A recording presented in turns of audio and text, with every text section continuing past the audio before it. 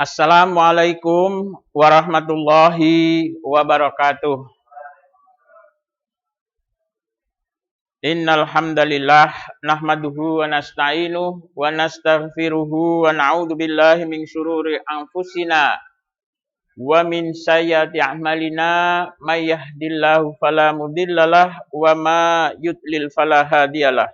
Asyhadu an la ilaha illallah wahdahu la syarikalah wa asyhadu anna Muhammadan abduhu wa rasuluhu la nabiyya ba'dah. Allahumma sholli ala Muhammad wa ala ali Muhammad. Bapak-bapak, ibu-ibu, jamaah Masjid RK Sudagaran, insyaallah yang senantiasa mendapat rahmat dan ridho dari Allah Subhanahu wa taala. Pada kesempatan sore yang berbahagia ini, pertama dan utama marilah kita senantiasa memanjatkan puji syukur kehadirat Allah Subhanahu wa taala atas limpahan rahmat dan karunia yang diberikan kepada kita sekalian, sehingga pada kesempatan ini kita masih diberikan kesempatan untuk beribadah kepada Allah, menyelesaikan rangkaian ibadah bulan suci Ramadan 1441 Hijriah ini. Dan alhamdulillah sampai dengan saat sekarang insya Allah kita jamaah Masjid RK Sudagaran senantiasa diberi kesehatan, kemampuan untuk melaksanakan kewajiban ibadah puasa Ramadan ini, dan insya Allah ini akan disempurnakan oleh Allah sampai dengan akhir Ramadan 1441 Hijriah yang tinggal beberapa hari ini. Jamaah rahimakumullah, Allah Subhanahu wa taala berfirman dalam surat Al-Insyirah, fa inna ma'al usri yusra, inna ma'al usri yusra. Sesungguhnya di balik kesulitan pasti ada kemudahan. Dan itu diulang 2 kali, sesungguhnya di balik kesulitan pasti ada kemudahan. Kita merasa bahwa tahun ini Allah Subhanahu wa taala seolah-olah, kita katakan seolah-olah karena hanya orang yang beriman dan bertakwa saja yang bisa merasakan bahwa ini bukan merupakan beban. Seolah-olah Allah memberikan beban kepada kita. Seolah-olah Allah memberikan kesulitan kepada kita. Kesulitan untuk tidak beribadah di masjid selama Ramadan. Kesulitan untuk tidak bisa berkumpul, bersilaturahmi kepada saudara-saudara kita yang kita cintai. Sehingga kita tidak bisa mudik misalnya. Ini adalah seolah-olah merupakan kesulitan. Tapi ketika orang yang melihat ini dengan perspektif iman dan takwa kepada Allah Subhanahu wa taala, sesungguhnya itu bukan merupakan suatu kesulitan. Sesungguhnya itu bukan merupakan suatu yang luar biasa sehingga kita menjadi berputus asa. Justru dengan Allah memberikan barokah adanya pandemi COVID-19 ini, kita bisa menjadi lebih dekat kepada Allah Subhanahu wa taala. Kita justru bisa merenungi, bisa bertafakur, apakah ibadah yang kita lakukan selama ini kira-kira sudah memenuhi apa yang sudah diperintahkan oleh Allah Subhanahu wa taala atau belum. Amalan-amalan kita yang kita laksanakan ini apakah sudah ikhlas hanya mencari ridho kepada Allah Subhanahu wa taala atau belum, dan seterusnya. Maka ketika orang yang beriman dan bertakwa ini melihat suatu kesulitan, memandang bahwa sesungguhnya sesuatu itu ketika Allah sudah memberikan ridhonya, ketika Allah itu sudah memberikan melalui takdirnya, maka kita sebagai orang yang beriman dan bertakwa kepada Allah tidak pernah memandang itu adalah sesuatu kesulitan yang bisa menyebabkan kita menjauhi Allah Subhanahu wa taala. Meskipun itu kelihatannya adalah sesuatu hal yang pahit. Misalnya kepada yang masih muda mencari pekerjaan masih sulit. Jangan memandang bahwa Allah kok memberikan kesulitan itu kepada saya.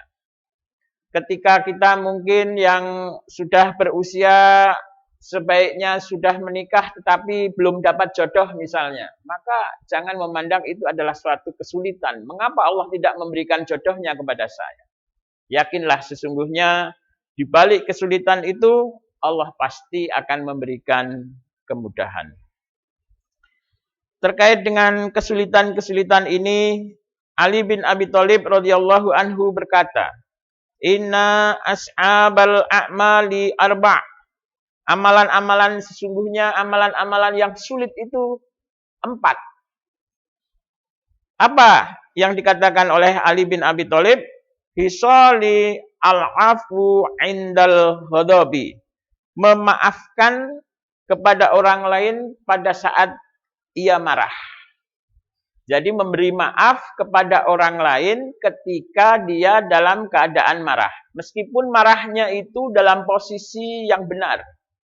Misalnya seorang atasan melihat anak buahnya malas, kemudian ya marah selaku atasan melihat anak buahnya di tengah jam kerja tidur misalnya. Kan marah benar, marahnya itu benar. Tetapi yang paling sulit pada saat itu bagaimana ketika seorang atasan melihat anak buahnya itu tidur di saat jam kerja, kemudian bisa memberi maaf. Mungkin dalam arti ya tetap memberikan evaluasi atau misalnya teguran, bukan terus dibiarkan juga. Kalau dibiarkan juga salah, tetapi diberikan teguran misalnya. Kemudian diberikan evaluasi, mungkin kita berhusnudzon, kita berbaik sangka. Oh, mungkin orang ini ternyata tadi malam menungguin orang tuanya yang sedang sakit di rumah sakit. Maka orang itu sehingga kurang tidur dan saat ini masuk kerja dengan posisi yang lelah amat sangat misalnya. Nah, ini suatu hal yang bagaimana menempatkan suatu hal yang posisi kita benar sehingga posisi kita marah, tetapi mampu memberikan maaf kepada orang lain. Nah, ini adalah satu cermin bagi kita, apalagi di bulan Ramadan ini. Mari kita ya pertama senantiasa memohon maaf kepada Allah, mohon ampun kepada Allah atas dosa dan kesalahan kita. Kita diperbanyak Allahumma innaka afuwun tuhibbul afwa fa'fu anni. Ya Allah, aku mohon maaf, aku mohon ampun atas segala dosa dan kesalahanku. Sesungguhnya Engkau adalah Maha Pemberi Maaf. Ini yang dituntunkan oleh Rasulullah di saat bulan-bulan Ramadan seperti ini, diperbanyak membaca doa Allahumma innaka afuwun tuhibbul afwa fa'fu anni. Yang kedua, Ali bin Abi Thalib mengatakan wal judu fil usrati, dermawan saat ekonomi sulit. Jadi seperti saat ini memang luar biasa kondisi perekonomian bukan hanya di negara kita, bahkan di seluruh dunia akibat pandemi COVID-19 ini luar biasa. Kita merasakan sekarang orang yang berjualan susah, sepi. Mungkin sebagian dari pekerja, pegawai swasta banyak yang di PHK atau minimal dirumahkan karena perputaran ekonomi yang sedang sulit. Tetapi dalam waktu yang sebentar lagi, akhir-akhir Ramadan ini, kita juga dituntut untuk berzakat fitrah, berzakat mal bagi yang sudah memenuhi nisabnya. Ya, maka hal ini jangan dianggap sebagai suatu halangan. Alhamdulillah masjid kita, Masjid RK Sudagaran kemarin juga sudah menentukan besaran zakat untuk zakat fitrah itu sebesar Rp30.000 per jiwa. Ya, dalam hal ini tahun ini kolektif pengumpulan zakat disarankan dengan uang karena mengingat kondisi wabah pandemi. Ya, nanti meskipun pembagiannya dalam bentuk beras, tetapi pengumpulannya dalam bentuk uang supaya meringankan atau ya memperkecil kemungkinan kontak langsung dengan kerumunan massa begitu ya, sehingga social distancing atau physical distancing ini tetap dapat kita jaga. Terkait dengan kondisi yang sulit ini, bagi orang yang beriman dan bertakwa kepada Allah, maka kewajiban zakat fitrah seperti ini tidak menjadi masalah. Mungkin beberapa minggu yang lalu atau beberapa bulan yang lalu sudah menyiapkan tabungan untuk persiapan zakat fitrah. Karena memang di dalam amalan-amalan atau ajaran agama Islam ini banyak ya terkait dengan amalan-amalan yang bersifat sosial. Zakat fitrah, sebentar lagi ada kurban. Bagi yang berangkat yang sudah memenuhi kewajibannya untuk dapat beribadah haji itu juga mengeluarkan uang dan seterusnya. Memang demikian. Uang yang kita dapat sebenarnya adalah digunakan untuk mendekatkan diri kita kepada Allah. Bukan hanya semata-mata untuk kemewahan atau kesenangan dunia saja. Maka dermawan pada saat ekonomi sulit ini dapat diwujudkan dalam beberapa hal. Seperti tadi misalnya membayar zakat. Bapak Ibu sekalian yang dirahmati Allah, mari kita siapkan ya zakat fitrah yang sebentar lagi menjadi kewajiban kita. Namun demikian apabila memang kita tidak mampu karena terbatas ekonomi kita, karena hidup kita yang betul-betul sulit, insya Allah tidak menjadi mengapa. Bahkan insya Allah nanti akan diberi bantuan atau disampaikan zakatnya dari masjid kita. Tapi kalau kita bisa, itu lebih bagus, lebih sempurna. Karena memang zakat ini adalah membersihkan jiwa kita, menyempurnakan puasa kita. Sehingga puasa yang kita laksanakan ini akan menjadi lebih sempurna.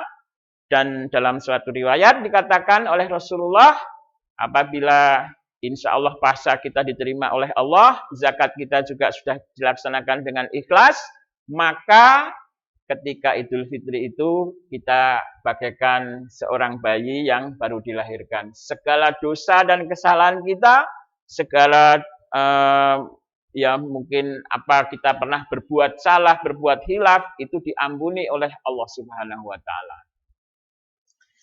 Kemudian yang ketiga, amalan yang sulit itu wa qaulul haqqi liman yakhafuhu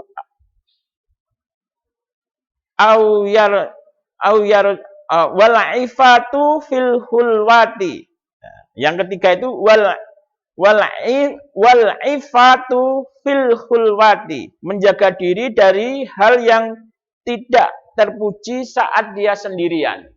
Nah, ini mengandung pengertian bahwa bagaimana kita meyakini bahwa Allah itu selalu melihat kita, selalu mengetahui kita meskipun kita di saat yang sendiri. Dan ini teruji ketika minimal dalam kondisi bulan Ramadan ini. Ya, Allah melihat kita. Barangkali anak istri kita tidak melihat. Di tengah siang hari kita haus, kita minum pun kita tidak ada yang tahu. Ini sudah ada makanan, mungkin sudah ada minuman, kita sisa sahur misalnya. Kita makan pun tidak ada yang tahu. Tetangga apalagi itu tidak akan yang melihat.